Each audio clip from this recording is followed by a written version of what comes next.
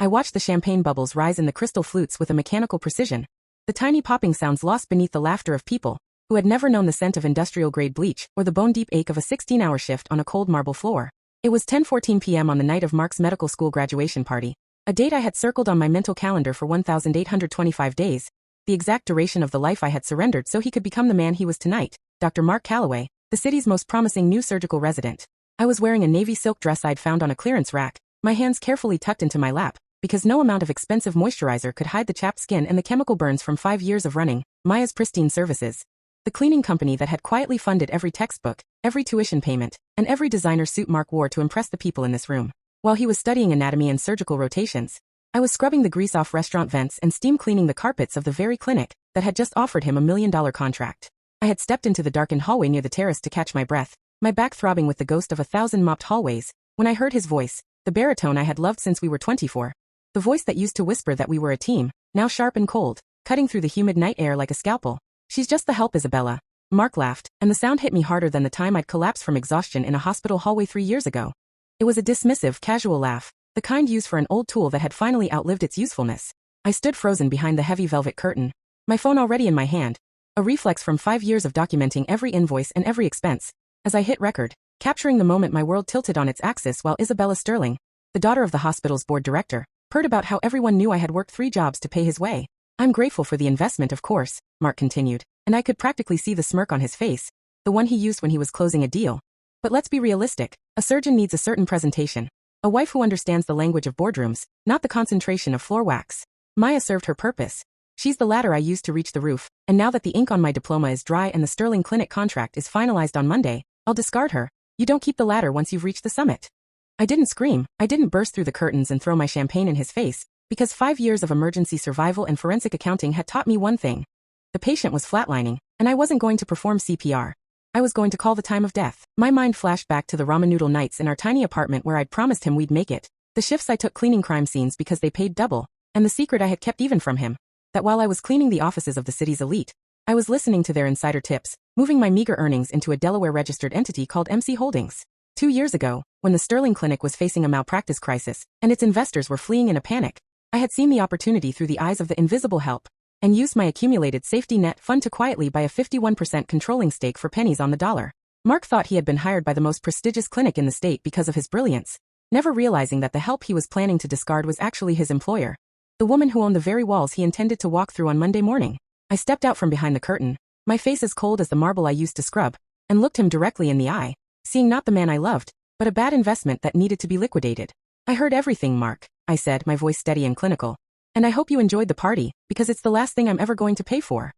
I watched the color drain from his face, the same way blood drains from a wound, as he realized the ladder had just been pulled out from under him, but he still didn't know the true scale of the height he was about to fall from, or that by Monday morning, I wouldn't just be his ex-wife, I would be the person who decided if he ever held a scalpel again. The silence of my car was a sanctuary, the only space where I didn't have to perform the role of the supportive, invisible wife. And as I sat in the driveway of the house I had scrubbed every Saturday for 3 years to keep our mortgage afloat, I didn't feel the sting of Mark's words as much as I felt the cold, hard weight of the blue folder, hidden beneath the floorboards of my closet. I walked inside, ignoring the celebratory balloons Mark had left in the hallway, and retrieved that folder. It wasn't just a collection of papers, it was a forensic archive of every dollar, every cent, and every hour of sleep I had sacrificed since 2019, containing not just tuition receipts but the itemized breakdown of Maya's Pristine Services, and its transformation into the silent engine behind MC Holdings. By 9:15 a.m. on Sunday, I was sitting across from Rachel Kim, a woman whose reputation for dismantling financial predators was as sharp as the crease in her charcoal blazer, and I watched her eyes narrow with professional interest as I played the recording of Mark and Isabella from the night before. "It's not just the betrayal, Rachel," I said, my voice sounding like the click of a locked door. "It's the fraud. I need you to look at the emergencies account." Rachel's hands moved across her keyboard with surgical speed, pulling the deep layer bank records I'd been tracking, but couldn't legally verify until now. And as the numbers flickered across the screen, the true scale of Mark's entitlement began to surface. The $15,000 I'd transferred for advanced surgical seminars hadn't gone to a university in Boston, but had been routed through a jewelry store in the city center for a pair of diamond earrings Isabella was wearing at the party. For 5 years, Mark had treated my bank account like a private treasury, convinced that a woman who spent her nights in rubber gloves wouldn't have the intellectual capacity to audit her own life. But he'd forgotten that before I was a cleaner, I was a junior accountant who lived for the balance sheet, and I had documented every single deviation from our agreed-upon budget with the meticulousness of a woman building a cage. Rachel leaned back, her expression shifting from curiosity to a predatory kind of satisfaction as she realized I wasn't just a victim looking for a divorce. I was a majority shareholder looking to liquidate a toxic asset. He thinks he's signing a life-changing contract at Sterling Clinic tomorrow at 10 a.m. I explained, sliding a printed copy of the clinic's bylaws across the desk, and he thinks the board of directors is welcoming him into the elite. But he doesn't realize that under Article 4, Section 2, the majority owner has the final right of refusal on all new surgical hires, and the power to initiate an immediate workplace misconduct investigation based on financial integrity. We spent the next 6 hours drafting the termination of his offer, the freeze on our joint accounts, and a civil suit for the recovery of the misappropriated education funds, effectively turning Mark's brilliant career into a stack of legal liabilities before he even had the chance to order his new business cards. That I thought about the way he'd laughed at the party, the casual way he described me as a ladder, and I realized that while he was busy studying how to fix hearts, he'd completely failed to understand how to protect his own future from the woman who knew exactly where all the bodies and the receipts were buried. I didn't respond to his texts that night, the ones where he pretended to be worried, the ones where he asked if I was coming down from my little emotional episode. Instead, I sat in the dark and watched the clock, knowing that by this time tomorrow, the help would be the only person in the boardroom with a pen that actually mattered. I had spent 1,825 days making his life perfect, and I was going to spend the next 24 hours making sure he remembered every single one of them while he watched his empire dissolve into a pile of bleached white paper. The trap wasn't just legal. It was financial, social, and absolute, designed to strip him of the very presentation he valued more than my life. And as I finally closed the blue folder, I felt the first real spark of the sweet revenge the internet loves to watch, the moment where the invisible woman finally becomes the only thing the world can see. The air in the Sterling Clinic's executive boardroom tasted of expensive mahogany and the kind of filtered oxygen that only the elite can afford to breathe, a sharp contrast to the stale, bleach-heavy atmosphere of the basements I had occupied for the last half-decade. It was exactly 10 a.m. on Monday morning, and through the double-paned glass of the observation suite, I watched my husband, Mark, leaning back in a leather chair that probably cost more than my first car.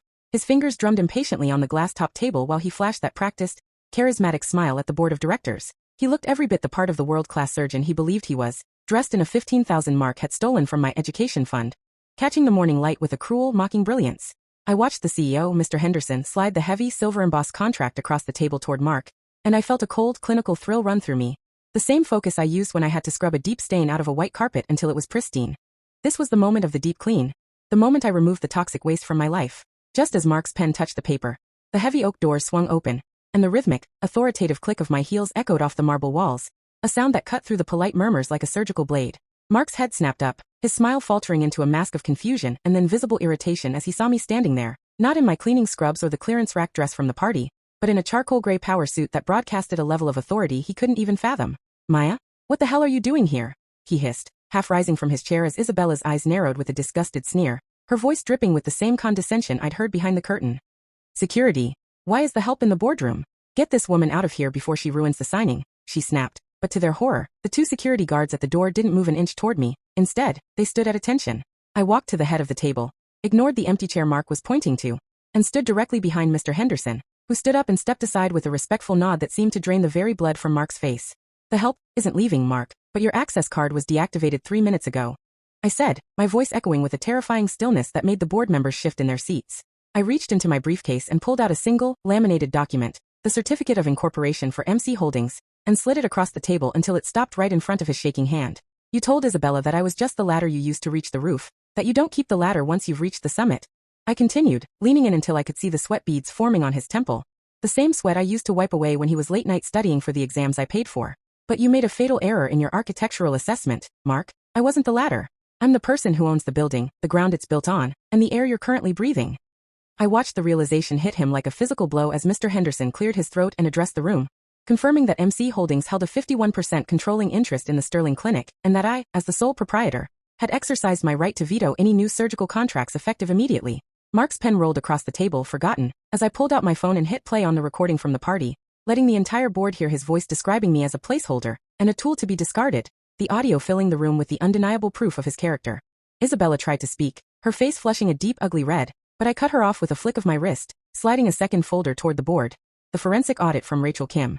Beyond the ethical collapse, we have the financial one," I stated, my eyes locked on Mark's as he began to tremble. "Dr. Calloway has misappropriated $15,000 from a designated education fund for personal luxuries, including the very earrings Ms. Sterling is wearing right now, which constitutes a breach of the morality clause even before his first day of employment." The silence that followed was absolute, the kind of silence found in a vacuum. As the board members looked at Mark with the same clinical detachment a doctor looks at a malignant tumor, I watched Isabella slowly pull her hand away from Mark's arm, her loyalty dissolving the second she realized his billionaire lifestyle was a house of cards built on my cleaning shifts. Security, I said, and the two officers finally moved, stepping forward to flank Mark's chair. Please escort Mr. Calloway out of the building. He has no contract, no position, and as of 5 minutes ago, no home, as I've initiated the eviction process for the apartment I lease in my company's name. Mark looked at me, and for the first time in 5 years, I didn't see the man who was going to save the world. I saw a small, hollow man who had gambled everything on the idea that the woman scrubbing his floors was too stupid to own the room. As they let him out, he tried to scream my name, a desperate, pathetic sound that died in the hallway, leaving me alone with the board of directors. I sat down in the chair he had just vacated, took the silver-embossed pen, and crossed his name off the contract with a single, sharp line. Now, I said, looking at Mr. Henderson with a professional smile, let's talk about finding a surgeon who actually knows the value of the people who put them in this room. The walk from the 12th floor executive boardroom to the revolving glass doors of the lobby was the longest 180 seconds of Mark's life. A slow-motion descent from the heights of arrogant certainty to the cold, hard realization that he was standing in a world that no longer belonged to him.